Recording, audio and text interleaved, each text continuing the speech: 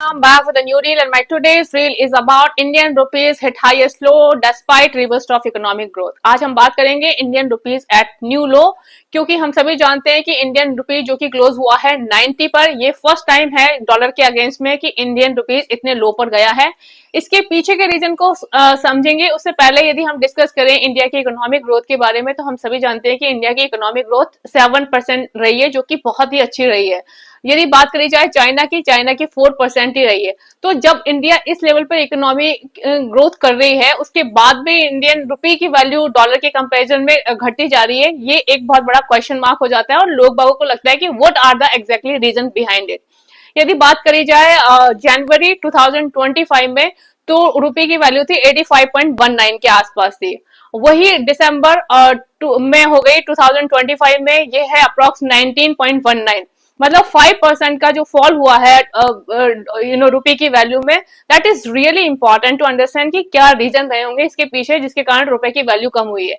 First and most important जो reason रहा है क्रैश डाउन का, उसका रीजन है कि ट्रेड अनसर्टेनिटीज। मतलब इंडिया और जो अमेरिका के बीच में जो ट्रेड टॉक्स हो रही है वो प्रॉपरली नहीं हो पा रही है, अनसर्टेन है, लोगों को कोई क्लैरिटी नहीं मिल रही है इसको लेकर। इसीलिए कंटिन्यूसली इंडियन रुपए की वैल्यू फॉल हो रही है कंपेरिजन टू डॉलर की। सेकेंड एंड मोस्ट इंपॉर्टेंट है कि जितने भी फॉरेन इन्वेस्टर्स है, तो वो सर्टेन नहीं है कि मार्केट कैसा जाएगा, क्या सिचुएशन रहेगी, तो वो लोग अपना पैसा पुल कर रहे हैं मार्केट से। Approx 1.50 lakh crore rupees Indian market से पुल कर लिया गया है इन्वेस्टर्स के द्वारा। उन्हें लग रहा है कि there is no clear certainty कि हमारा पैसा सेफ है या नहीं है, इसलिए वो पैसा निकाल दें।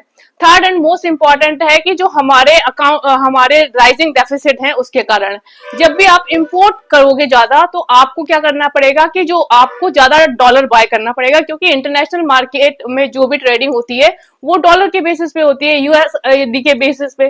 तो वहां पर क्या होता है कि जब भी आप ज्यादा इंपोर्ट करोगे तो आपको डॉलर के एक्सचेंज उस डॉलर में करना पड़ता है, जिससे क्या होता है कि आपके रुपीज की जो डिमांड है कि उसकी वैल्यू है वो कम होती जाती है।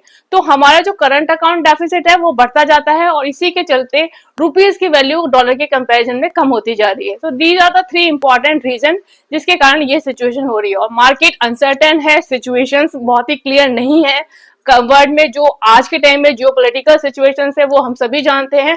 दे all are the reason behind this. तो हमें ये चीजें समझनी चाहिए, क्योंकि ये सारी चीजें आप परमानेंट लेवल पे नहीं देख सकते, ये सिचुएशनल है। हो सकता है कि विद इन फ्यू ईयर्स में या विद इन फ्यू मंथ्स में चीजें बहुत डिफरेंट लेवल पर हो जाएं, बट एट प्रेजेंट यही मेन रीजन है कि जिसके कारण डॉलर के कंपैरिजन में रुपीज की वैल्यू कम होती जा रही है। So hope you guys enjoy this reel. Bye bye, have a nice day.